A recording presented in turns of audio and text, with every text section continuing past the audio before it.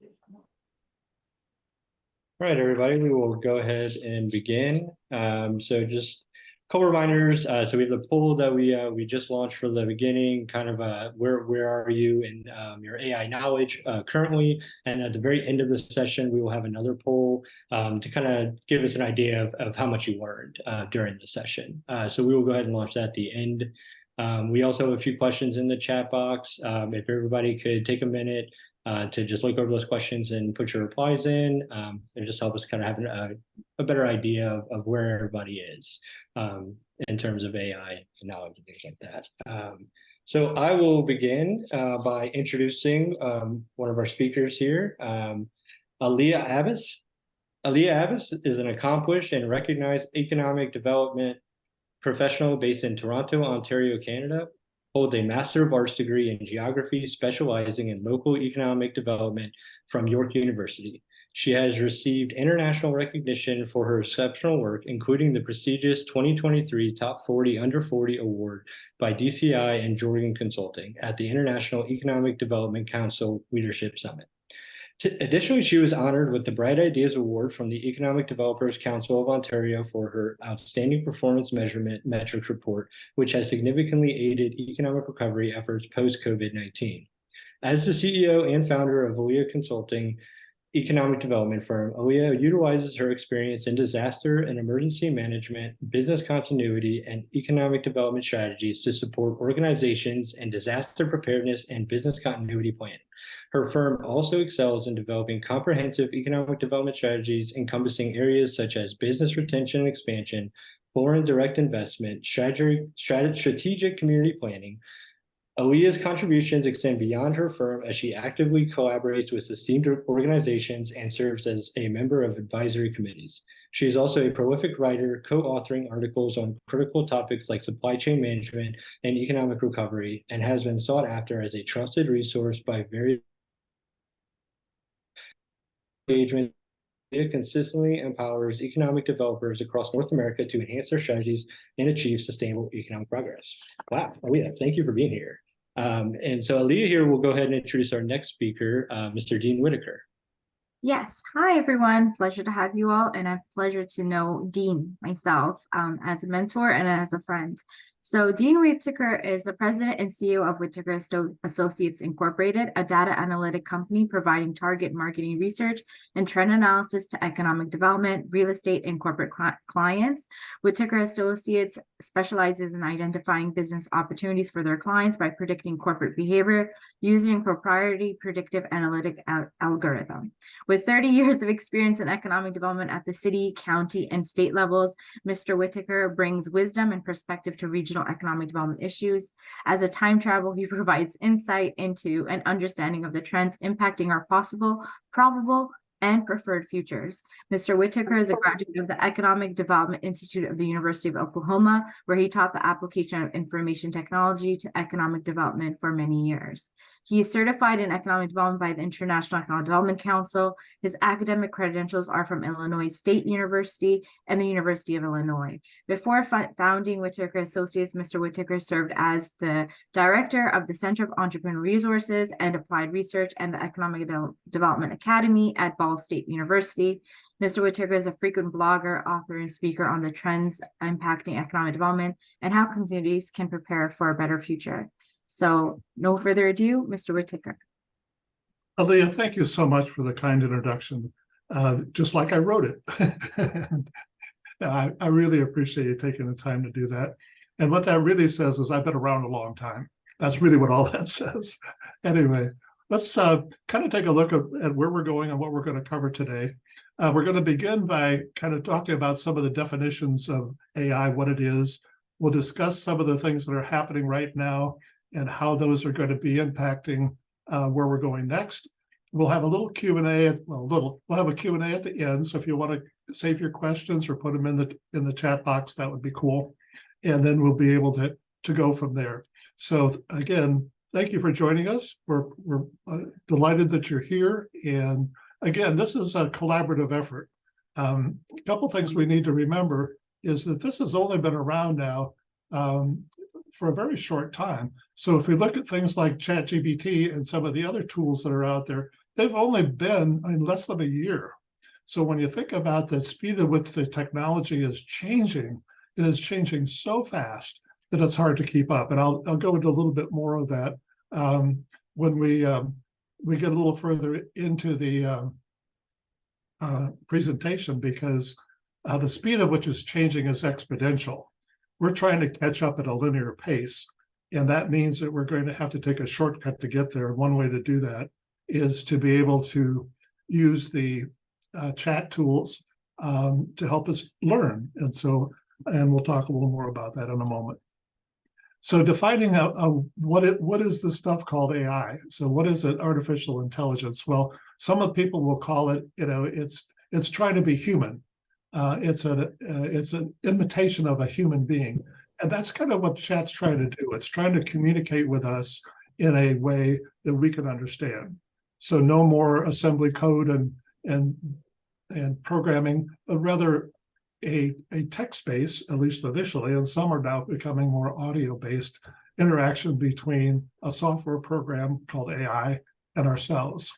Generative AI is kind of a subset of artificial intelligence, and it's really looking at the side of it which is generated, meaning that it actually creates new information. And that has a couple issues with that. One is we need to make sure that it's accurate and up to date. It can also create images, and we'll look at some of those in response to our prompt. Augmented is kind of where AI is headed. It's human plus AI, and for a period of time we've been thinking, well, it's going to be AI is going to take my job. Not the case. At least initially, it's going to be AI plus humans. So we're going to be, and that's what we're talking about today, is how can we use this tool in economic development? And I noticed somebody said they're with a small chamber of commerce. Well, just to know, I've managed 2 chambers of commerce, one in a community of 20,000 or a county of 20,000 people. And so I understand small organizations and some of the struggles you have with limited budgets and small staff. And I'll show you some of the tricks that we can do with AI to help with that. And automation is really about automating the tasks that we already do. So how do you take what you already do and use AI to help automate some of that? So there's a poll that's kind of in front of my slides. I don't know if that's in front of yours too, Jonathan, if you could remove the poll. Dean, we don't see the poll. Okay, thanks. I'll move it out of the way. Thank you. It's back again. My poll doesn't seem to want to go away.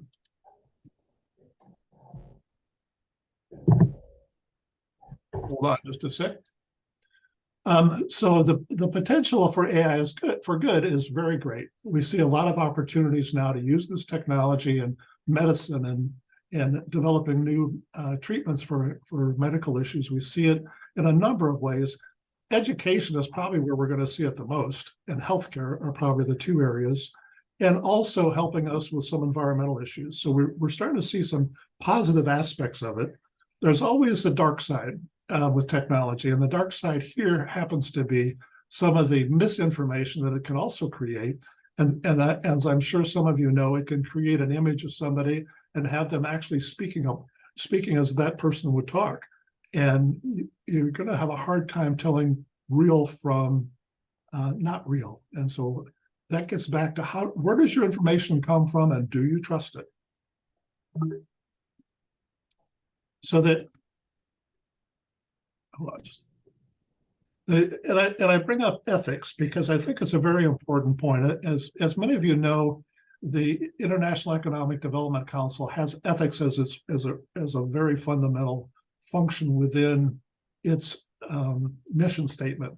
We also see it in teaching at the Economic Development Institute. It's a required course in learning about ethics. And I recently joined the Rotary here, and I think about the 4-way test, which is really talking about, is it truthful?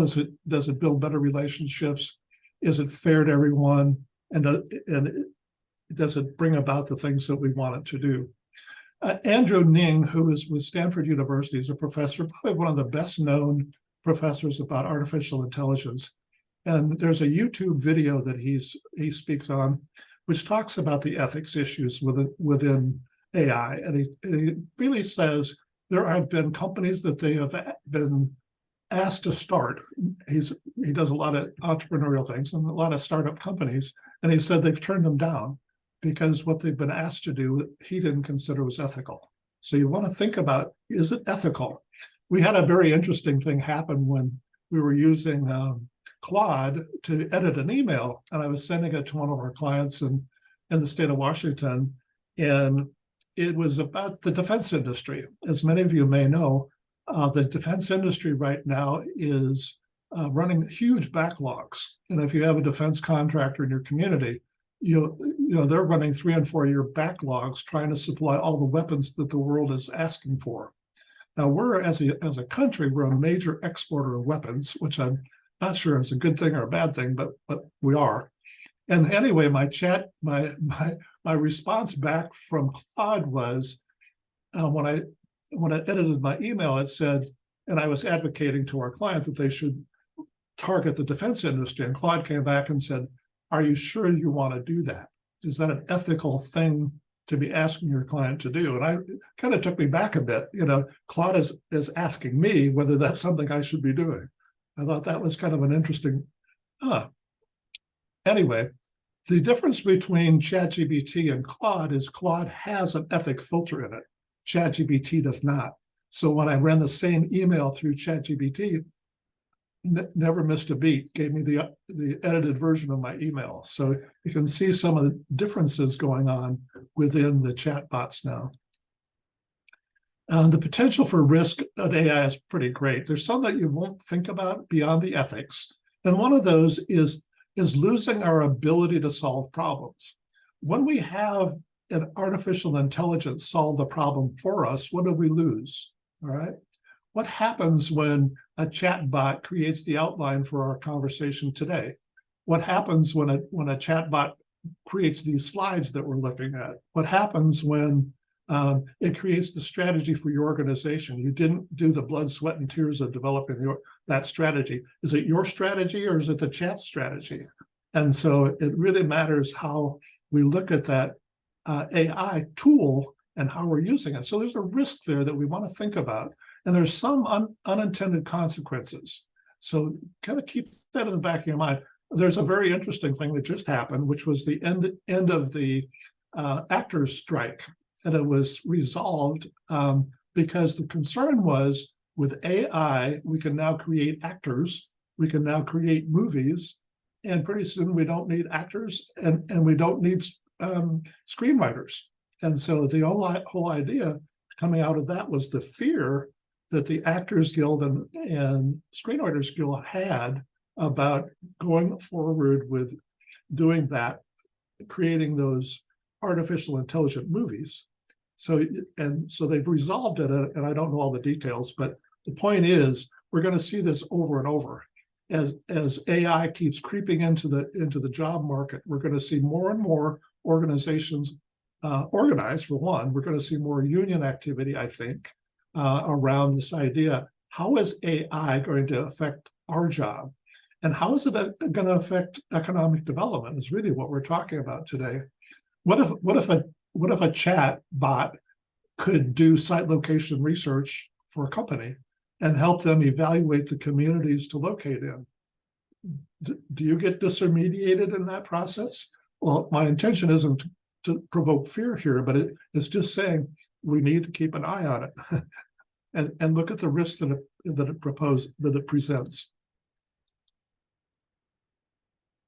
So there's benefits in economic development up the wazoo, one of which is increasing and automating some of the routine tasks. So we can go in and have it generate an email response to a blizzard of emails. It can generate an agenda for a meeting that we're hosting. It can go in and create a whole slew of things for us. It can provide insights into what the market trends are. When you're talking with some of your BRE clients and your companies to help them, you can go in and see what the trends are. We did a project recently in which we went into a region in Indiana took 3 counties. We took the companies in those 3 counties, uploaded them into Claude, and said, tell us what the issues that these companies are facing, and let's categorize those issues so that we can be better informed in creating our BRE efforts by what's going on with those companies, what are the trends. In the particular case of one area in Indiana, it's a steel mill area. They make a lot of steel. Well, the steel industry is having some difficulty. Well, the chatbot identified those trends and informed us about some of the things that were happening in those trends. It can also help us in decision making, so we make better decisions. And that's really what the end all goal of anything that's predictive, which is what AI is. It's a predictive tool that can predict the future. So it can look at how can we make a better decision if we have more information about the probable outcome of the decisions that we're making. So I really want to talk about some of the generative AI tools. And by generative, that means they actually create a response to our prompt. And we're going to talk prompts in a minute. But the race is on really to capture our attention. So if you look right now, OpenAI came out with ChatGPT November 30th, a year ago. So, and since then, it's come out with ChatGPT 4 and just recently ChatGPT 4 Turbo. And each of those is an incremental, not incremental, it's an exponential increase in the power that it has. So these things are growing exponentially.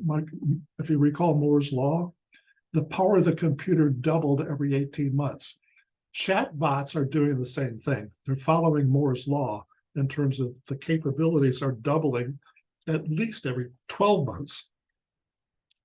Anthropic then, back in July, came out with Claude. Now, just remember, Claude is 6 months old, or a little less than that. Microsoft Bing just came out with Bing Image Creator, and we'll take a look at that. So you can actually tell a chatbot to create an image of something, and I'll show you what that looks like. Meta, which is Facebook, created their chatbot called Llama, and Google has theirs called Bard. Now, so those are the 5 biggies. There's a slew more. One of the things that OpenAI did with chatbot recently, they came out with chatbots with a plural on it. And what that is a new tool that you can create your own chatbot. And that's going to create an app store. And now you can create a chatbot and monetize your chatbot. Now think about all the things that go back to the iPhone, right? Remember when there was just a phone and that's all it was a phone? Then pretty soon it was a camera, and then pretty soon it wasn't everything, right? Monitor health and all the things it did. But OpenAI and chatbots are doing the same thing. They're going down they start out doing simple things and then grow. What IA can do today, so it can automate a repetitive mundane task, and we'll look at some of those. But one of the things I really am intrigued by is chatbots as a teacher. We don't look at it quite that way, but you can go into chatbot and you can say, hey, I want to learn Spanish. Design a course for me to teach me Spanish, and lay it out in a curriculum so it can do the curriculum design, and it can map out a program for me to learn Spanish. Or if I want to learn anything else, if I want to learn how to do Python programming, it can teach me how to do that. One of our computer science professors at Hope College jokingly said, but not too jokingly, he's close to retirement, maybe 3 or 4 years from retirement. He said, he gave an assignment to chatbot to create a software program that he would have assigned to his students. The program he got back, because again, software is a language and chats can create software, and the software it created back and gave to him, he said he would have given him an A in his classroom. And his only comment was, I hope that I'm close enough to retirement that this won't affect me. So he's really looking at it in terms of how fast it's coming on and the capability that it has. So again, concerns, but at the same time, things that we want to be aware of. So again, I mentioned the challenges, and I thought this little image, which came out of a software program called Canva, and if any of you use Canva, again, it's a chat tool for creating presentations and images. And I like this idea that we've gone up these steps and we're kind of looking over the side of the steps to see what's next. So it requires a fair amount of skills to implement in an economic development. Not impossible things, and again, pretty straightforward stuff, but it does require some time and attention. It takes a fair amount of computing power, not on your end, but on the end that's running the chatbot. One of the things that's a concern right now is the data centers that run the software for the chats consume an enormous amount of power. And so we're looking at that issue. And the other one is this ethical consideration on privacy, and also whether we're complying with whether it's legal. What happens when you go in and it creates this image? Well, who created this image that I just downloaded from Canva? Did the artist that created that image get a royalty? I don't think so. Anyway, so let's look at a few case studies of what this is about. And so AI enhances our productivity. It allows us to do some pretty innovative stuff. It can help us mitigate some of the economic inequality. So just kind of keep in mind some of the other things. What I've learned so far, and I've been at this since it came out in November with ChatGPT, is thinking about, I have not yet found anything that it cannot do. And I'm pretty creative and I'm pretty innovative on things, and I have yet to come up with anything that I've stumbled on that it cannot do. Just a little scary thought there. So let's look at the first one. So one of the things I was using Claude to do recently, one of our clients, in this case is Baton Rouge, Louisiana, and Louisiana is going through an interesting transition. They're moving their economy from a petroleum-based economy to a hydrogen-based economy by 2050. Now we're all looking at that thinking, whoa, that's interesting. How do you change a whole state's economy, especially one that is so based on petroleum, and turn that into a hydrogen economy? Well, one of the things about Louisiana, the petroleum industry currently consumes 30% of the United States hydrogen in refining petroleum. So it makes some sense. I just noticed recently where Toyota just came out with a car that is a combination electric and hydrogen fueled car. So you can begin to see how hydrogen is going to play a role in the future. So anyway, they're going to London. They're going on this trip. They said, who should we call on in London? So one of the things that I did, I went in and started using a chatbot to help me plan their trip. But one of the things, this is your takeaway for the day. So if you want to sit down and make a note of anything, this slide is it. It really describes what a prompt is. A good prompt will save you time and produce the results you're after. But the first thing is you want to define the role. What's the role that you want the AI, hold on a second here. What's the role that you want the AI to perform? And think about it in terms of, if there was a person that you know that could do that for you, what does that person do? What's the occupation of that person? So you give it a role. The next thing you do is you give it a task. What is it you want to accomplish? So you tell the chatbot, here's what I want you to do for me. And the next one is, what information can you give the chatbot that'll help you get a better result? A lot of time it might be an example of the output that you want. And the last one is, what format do you want the answer in? Do you want it in a table? Do you want it in text? Do you want it in what form do you want it in? And so you can ask it to give you a format of that information. So here's the prompt for this trip to London, England, that our trip is going on. So the first thing I said, you're an economic development specialist in energy transition in Louisiana. So there's the role that I gave to the bot. In this case, this is the role that I gave to Claude. The next thing I said, you are going to London and would like to call on companies there that may be considering locating or expanding in Louisiana. And then I said, in particular, you're interested in solar and wind related companies. What companies should you call on while visiting London the last week of October? Do you follow? So that's what I'm asking it to do for us. So off we go. So the first thing it did is gave me 7 companies that they should call on while they're in London.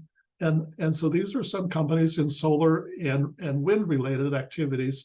And then it also gave me a rationale. If you noticed here at the bottom, where it's telling me what the rationale behind why that company was put on the list. So it's saying this is one of the major players in the UK in solar.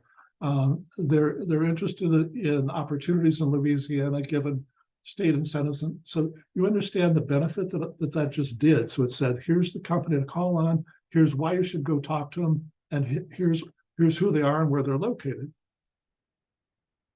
My next prompt said, okay, give me some detail about these companies and the rationale for contacting them, including contacts, email, telephone, address, etc. So then it went about giving that information. And then I said, what's the most efficient route to go visit all 7 of these companies? So I'm asking it to do a logistic task, right? How long would it take you to sit down with a map, figure out where each of these companies are, plot it on a map, figure out what the closest way to organize your trip? So you get out the push pins, right, or your markers, and you got your map. Remember when there used to be a map? Anyway, you get out your map and you mark it. And so this whole process would have taken me from beginning to end probably a few days to do. But in the process of this, it took me maybe less than 20 minutes, maybe 15. So then how can we go about scheduling these appointments? So 2 questions. First is, okay, here's the logistics route to the start in London. Then you arrive in London, then you meet with these 2 companies in London. Then you travel to Sheffield, and then you travel to Leeds, and then you meet with these 2 companies, travel to Norwich, and then you meet with the last company, and then you're back in London on the 6th day, and then you go home. It did all that.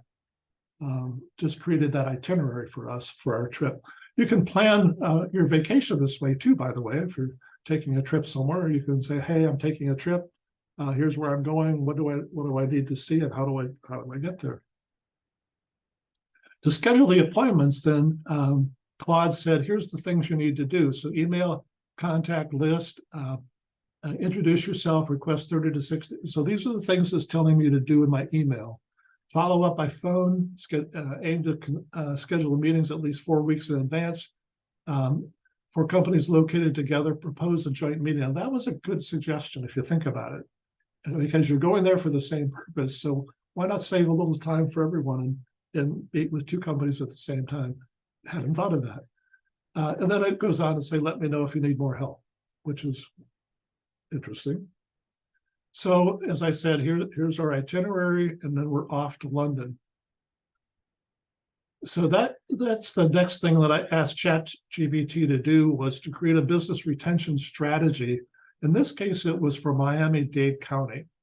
And I'm going to show you what it came up with, but then in the interest of time, I'll probably jump out and take you actually into ChatGPT to show you what it actually looks like in real time. So anyway, it created a strategy, and I know you're not going to read any of the slide. I get it. It wasn't intended for you to read it. But what it did was it created a sequential strategy based on a prompt to create a business retention and economic expansion strategy for Miami-Dade County. Pretty cool. And we'll go there in a second. And then I said, what businesses should we prioritize to maximize the benefits of the result? And so then it went in and gave me the sector description by each sector with a Miami-Dade County partnership that they should prioritize on. That said, we're going to take a little bit of a risk here. I know this is tricky, but I'm going to drop out of my PowerPoint slide here for a second. And hold on a second. Don't want to leave that. I want to share a different screen. So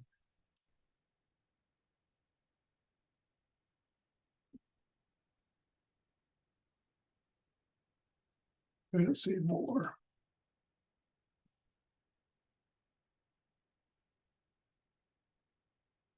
I won't take too much to try to figure this out, but it'd be fun if we can pull it off.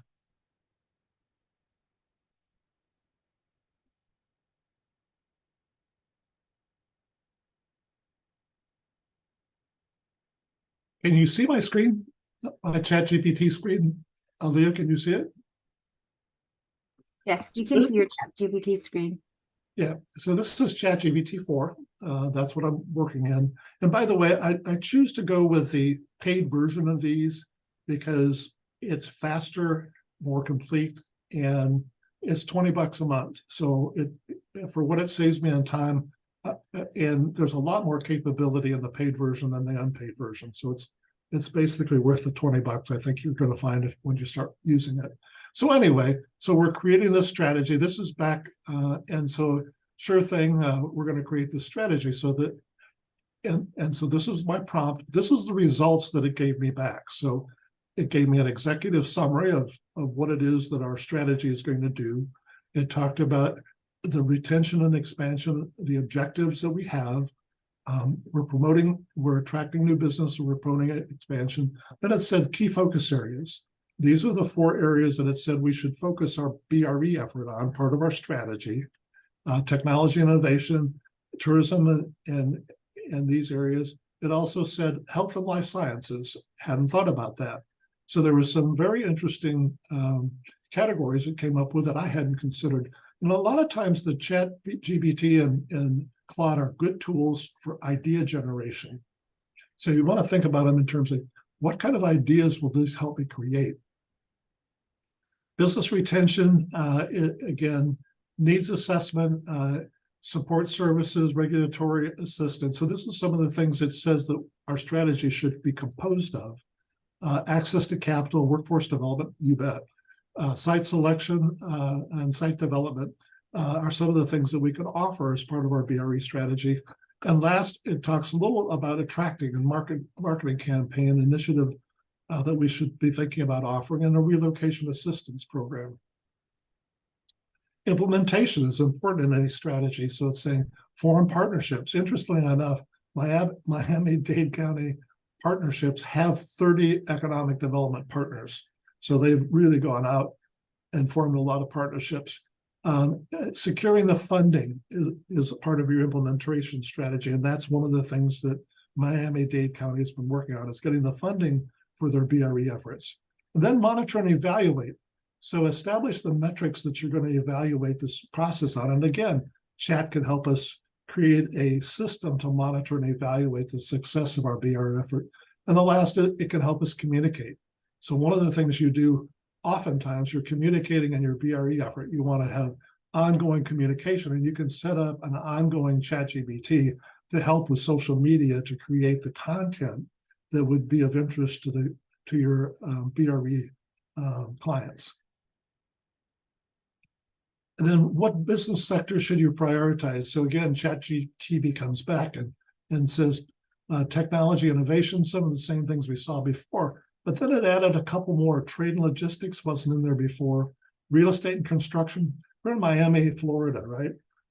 All you see when you go down there are construction cranes. It's a hop in place. I had not thought about the marine industry, but it's a major shipping port. And so I hadn't had that in my original thought. And I hadn't thought about financial services. A number of financial services companies have moved to Miami, Florida, which is very interesting. And they're coming out of California. A lot of the coin-based setups have moved into Miami. And so there's a lot going on there. Clean energy and environmental technology. Agriculture and food. You don't think about Miami as an agriculture area, but it sure is when you start looking more closely. And then the creative industries. And so that's really what I wanted to show you in terms of this. Again, it's using a ChatGPT-4 to create an economic development strategy. And so I would really encourage you to play around with it. This whole stuff, learn by playing. And it's not poured in concrete and you can't break anything. So just go in and play around with it. I'm going to jump back now and go back to our original slide set here for a moment.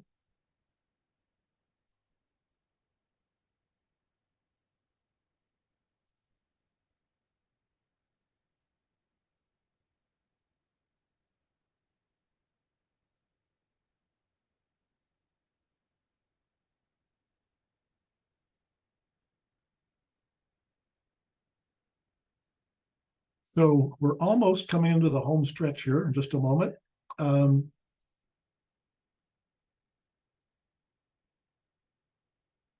So what I tried to do is showed you two things so far. I showed you what a ChatGPT strategy looks like and how it could be compiled. I also showed you how you can use a Claude in order to create a prospecting trip to London. Now, one of the things I want to be careful of, a third of our audience today is in Canada. And one of the things Aaliyah alerted me to is, for some reason, I don't know why, Canadians cannot access Claude. Now, that's probably going to change, but I don't know why that exists. And I haven't looked into it too deeply yet. But I assume that there's some reason that the government, and I assume it's the government, that prevents you from being able to do that. So talk to your elected officials. One of the ways around it, which and Aaliyah and I have talked a little about this, was a VPN. But what she's found with a VPN, you have to have a US phone number. So anyway, if you get stuck and you need some help on it, on Claude, give me a call. We can work together on that.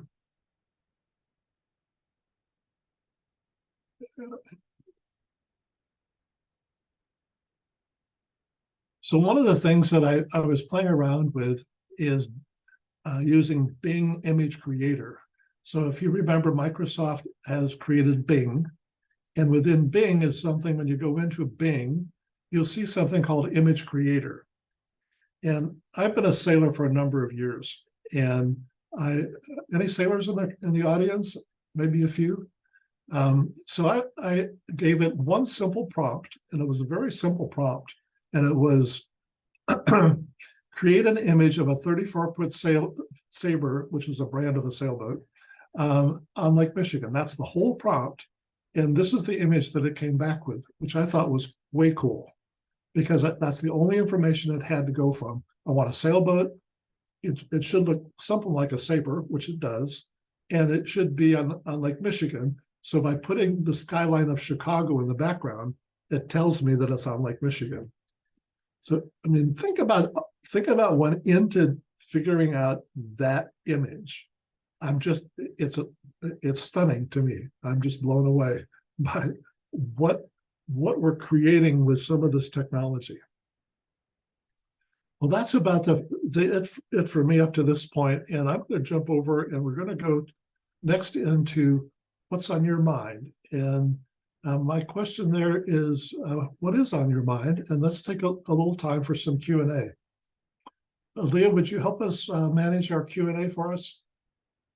Yes. So one of the questions that we have from the audience is, how can AI assist us with generating our reporting? That's from Jason Guidry from Halifax Partnership. How can it generate a what? Generate our reporting. So how can AI help with reporting? Oh, reporting. So what you're really saying is the metrics of what you're collecting. So one of the things, and again, ChatGPT just allowed this to happen this past week. So it is Tuesday, as a matter of fact, this week. You can now upload information to ChatGPT and ask it to analyze the information. So you can take your results of your organization. You've been able to do this in Claude ever since the get-go.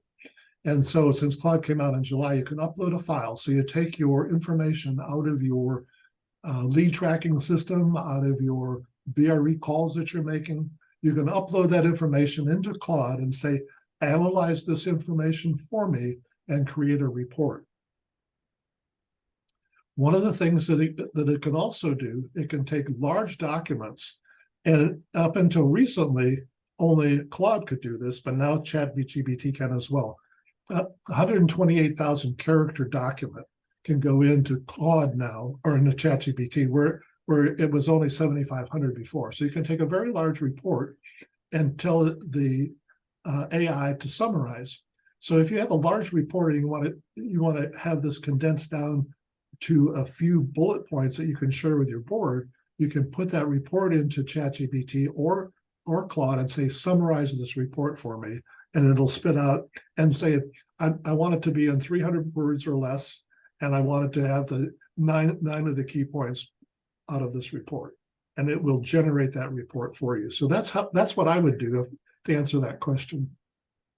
Yes, and then to add on it, Dean, because I know a lot of companies started, their employees started uploading information, their private content into ChatGPT.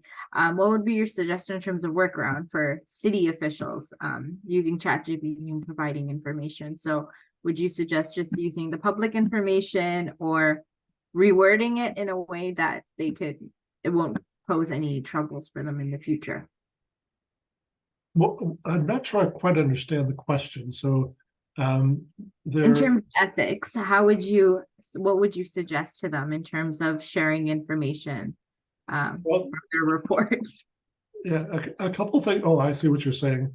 If it's a good report or if it's a bad report. If it's a good report, let's go with the good positive. You can just tell ChatGPT, we only want good news here. Only good news. Anyway, a couple of things to keep in mind, and this is an important point, and that is that when you upload information into any of the chatbots, that information is not necessarily secure, meaning it becomes public domain in a way, and so it's a risk. But now again, what ChatGPT-S does, it will allow you to create your own version of ChatGPT in which you control that data.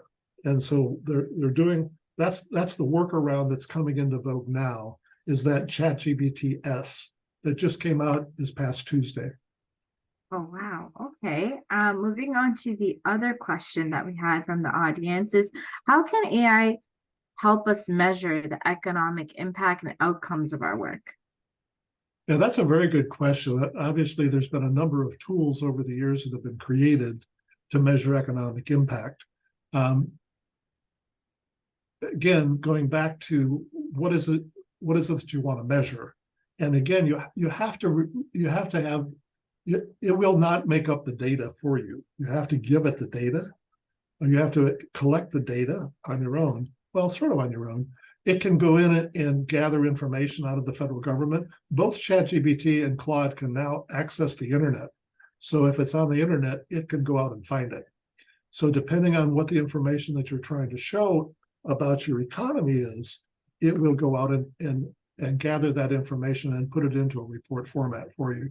And again, this is all brand new stuff that we're doing here. So it's a matter of being able to experiment and try new things. And as what I said earlier, if anyone gets stuck on something, I've been at this a long time. I don't know all there is to know. I know a fair amount, but I would say I'll be glad to work with anyone if they have a question later and want to try to use the chat to do something specific. We can figure that out. Yes, and does any of the other audience members have any questions that they would want to add? Oh, yes, please explain the difference again between Claude and ChatGPT. And that's from Stasha Kids. Yeah, there was quite a gap between the two up until Tuesday. Everything happens on Tuesday, doesn't it? Mm-hmm. And so on Tuesday, there was a change in ChatGPT. Up until then, ChatGPT was limited in terms of the size of the document that it could analyze. And also, you had to do a cut and paste into the ChatGPT line. So you had one text box, and whatever fit in that text box, which at that time was 7,800 characters. So you could not put a very large document in there at that point. And so you were limited in terms of how much data you could put in at one time and have it summarized. So when you go back over to Claude, it was 78,000 characters. So there was a lot more information you could put in. And the other thing that Claude did and still does is allow you to upload large files. So one of the things that we did here, we predict corporate behavior. We target companies likely to relocate or expand. So I took a batch of our predictions of companies that already had located and expanded, 50 companies. I took their Dun & Bradstreet profile. I downloaded those into a CSV file. I uploaded that into Claude, and I said, analyze this information and create a profile of companies that we should target that have a high probability to relocate or expand. So it went through, analyzed each of those companies and found the pattern within the data to be able to predict what's the profile of a company likely to relocate or expand in the next 12 to 18 months. That was the instructions that I gave it. So then we take that profile and we go back, and when we have a targeted industry for one of our clients, we go in and we research companies based using that profile. One of the things that we've learned about targeting companies that are going to grow, and this goes true for BRE or attraction, is something has changed inside the company or within their business environment. So one of the things you're asking the AI to do is, what are the trends within this industry sector? What's going on within these companies that would cause them to need to relocate or expand? And one of the key factors, there's really about 5 or 6. One that we look at most often are merger and acquisitions. If the slippery banana peel for a community is when a local company has been acquired by another company, that puts the decision making, if it's not a local acquisition, that puts the decision making elsewhere. For example, we had a local company here that was acquired, big company, 5,000 employees, was acquired by a company out of Milwaukee. Well, all of a sudden, our local companies' decisions are being made out of Milwaukee. That company, in turn, got sold to the Chinese. And so now we have 3,000 people in Holland, Michigan, that are working for a Chinese auto parts company. You see some BRE issues with all that stuff. And again, ChatGPT can help you monitor and target and understand what's going on with those merger and acquisition stuff. Changes in employment, changes in sales is another one that you can look at. That's a good indicator of a company likely to relocate or expand. We also look at, again, any change. We monitor about 15 variables to predict behavior. Remember that ChatGPT and Claude and all the chatbots are predictive analytic tools. This is a very important point because it's based on a large data set. But in reality, and this is going to put you a little bit off, I think, it's guessing. It's guessing, but it's guessing very well. It's guessing very accurately based on the pattern in the data, but it's still guessing. So if you want to get into the weeds far further, we can do that. But the chat is really looking at a whole vast amount of information. In the case of ChatGPT, that's all internet stuff. In the case of Claude, it goes way beyond the internet. So the training data on which ChatGPT is operating is all on the internet. If you look at Claude, it goes way beyond data that's on the internet. It goes into other data sources. So you're using a different data set in each of those. And as a result, when you ask it the same question in 2 different places, you get 2 different answers. The other thing I found is that GPT-4 gives you a lot more detailed report than ChatGPT does. And the same is true when you flip over from ChatGPT-4 and go over to Claude. You get a much more robust report. So those are some of the differences that I've seen. And then we have a question from Esmeralda de la Cruz. What data are you uploading for it to analyze to provide that result with some of the examples you mentioned? Yeah, what I was uploading is we have a website that we built, which is a lead tracking system. You can do the same if you have Salesforce or if you have some other lead tracking system in your organization, whatever data sources you have, even if it's a spreadsheet. A lot of economic development organizations don't necessarily need a lead tracking system, but our clients use ours is called Whitaker. It's called Walter. It's a Whitaker Associate Lead Tracking System. And we collect our data and manage it into that website that we built, to answer the question. But you could do the same thing on the back of an envelope. You could do the same thing. Well, you have to put it in electronic form. You can do the same thing with a spreadsheet. You could do the same thing. If you have Salesforce, you can download the data into a CSV file and then upload it into either Claude or ChatGPT and ask it to analyze that data and tell you what's the pattern within this information. So that's really what we're doing. We're looking for pattern recognition. One of the things that's interesting about AI has hacked language. And what that means, if you think about our culture is based on language. AI now can understand language, which means that's how it's able to respond back to us. In text, it actually understands a written language, and pretty soon will understand, and does already in some cases, verbal. So it understands. So it's looking at language and putting things in context. It's not regurgitating predefined answers, or it's not taking and say, the answer to this question is this data set over here. It's actually creating the answer based on context that it's using. So it's a different animal than just a database. So it's not just looking at a database and giving an answer. It's actually creating the answer. And then, Dean, we had one question from Adrian Solinia, sorry if I pronounced your name wrong, last name, but can we see an example of the same question in Claude and ChatGPT? So I don't know if you have enough time because you only have 6 minutes, but maybe showing Claude to everyone if that's possible, like what it looks like. Sure, I could do that. Hold on a second.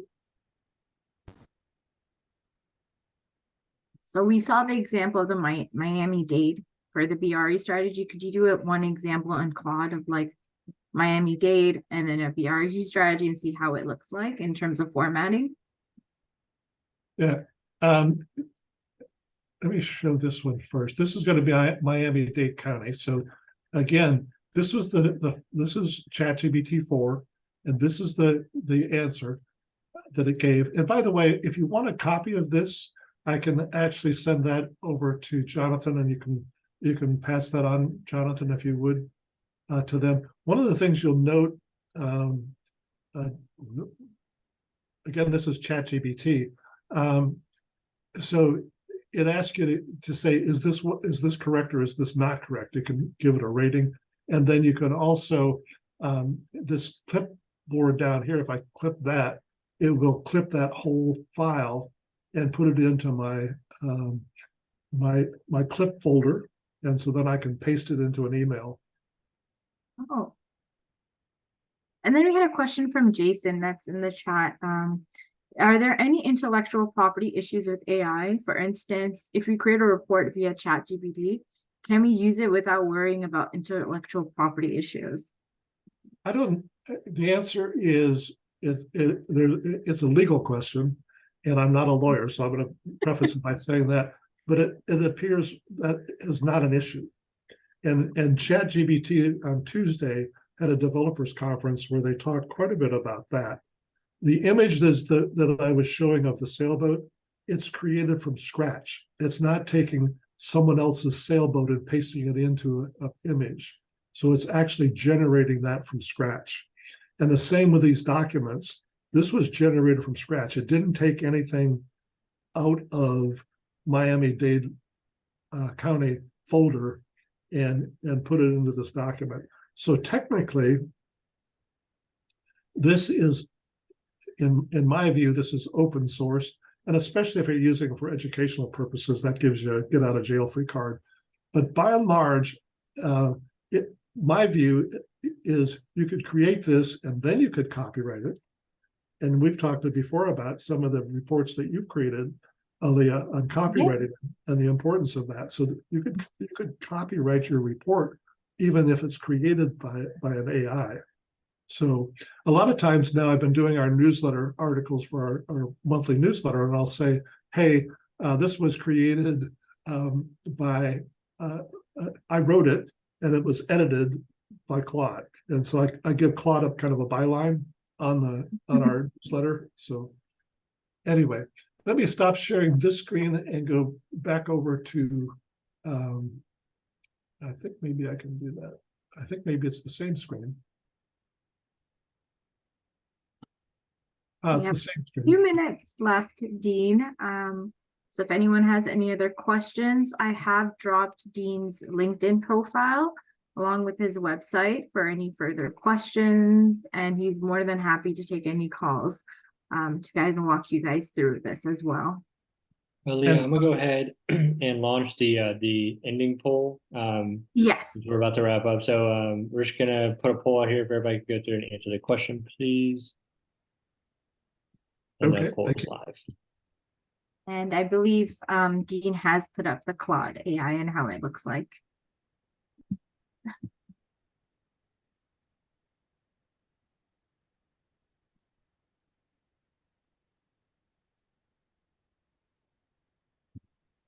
No ones or twos. I feel good about that. we moved them a little bit. Well, we have Stasha who already has been Oh, looking at Claude and ChatGPT and asking about economic development question. So we're going to end the poll and we're going to share the results. So 3. We got a bit up there from not knowing to knowing a little bit more, but there'll be more improvements. I Hopefully in think the future. yeah, this is a lot of information in a short period of time. And to do this well, I think you could almost take one of these tools and spend the whole time on that and just show different ways of using it. So I think there's, and this is, Jonathan, an offer for you. I think this could be some sort of series that we could do. Because as I said, ChatGPT changed on Tuesday. And so it's changing at the speed of light. Am I sharing my screen currently? Yes, Yes. you are. But Okay. thank you everyone so much for attending, and we look forward to sharing more content on this. Yeah, I want to also thank Aaliyah for her help with the presentation, and also thank Jonathan for his kind technology assistance, and also thank you to BRE for hosting us, and most of all, thank you for the audience for attending. All right, so I will go ahead and stop the recording here, and we will